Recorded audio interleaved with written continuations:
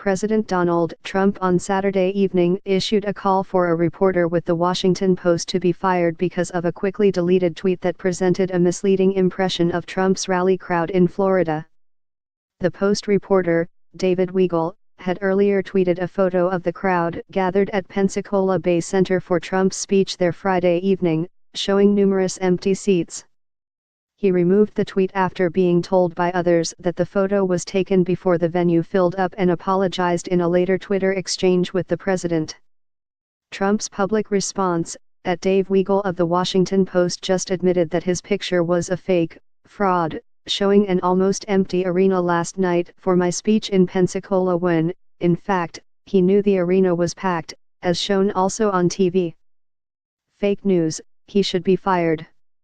On Saturday night, The Washington Post released a statement. Dave Weigel relied on an inaccurate image in tweeting about President Trump's rally in Pensacola, the paper's vice president of communications, Christine Corradi-Kelly, said. When others pointed out the mistake to Weigel, he quickly deleted the tweet. And when he was later addressed by the president on Twitter, he promptly apologized for it. Trump has frequently lashed out at media figures in very personal terms. It was not the first time the White House had called for a journalist's firing. In September, after ESPN commentator Gemma Hill called the president a white supremacist in a tweet, his press secretary, Sarah Huckabee Sanders, said in a White House press briefing that it was a fireable offense. Earlier Saturday, Trump similarly lashed out at two other media organizations, ABC and CNN, that had issued corrections on stories about Trump in recent days. Fake news: CNN made a vicious and purposeful mistake yesterday. They were caught red-handed, just like lonely Brian Ross at ABC News, who should be immediately fired for his mistake. Watch to see if at CNN fires those responsible, or was it just gross incompetence? He tweeted.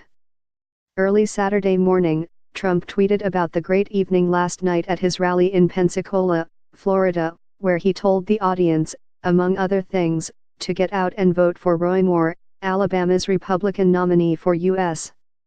Senate, who has been accused of sexual misconduct with teenage girls. Arena was packed to the rafters, the crowd was loud, loving, and really smart, Trump wrote. A short time later, Weigel quoted Trump's tweet and wrote "packed to the rafters," attaching a photo that showed hundreds of available seats in the lower and upper levels. He deleted it about 20 minutes later.